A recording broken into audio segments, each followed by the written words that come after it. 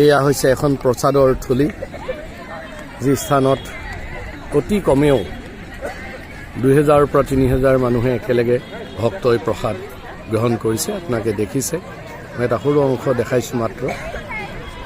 আজি মহাপ্ৰভুৰ মহা অভিষেকৰ দিনত মহাপ্ৰভুৰ কৃপাৰ পাবৰ বাবে এইদৰে ভক্তগণক নিঃশুল্কে বিনামূল্যে প্ৰায় লাখ লাখ মানুহক ইয়াত প্ৰসাদ সেৱন কৰিবৰ বাবে ব্যৱস্থা কৰা হৈছে।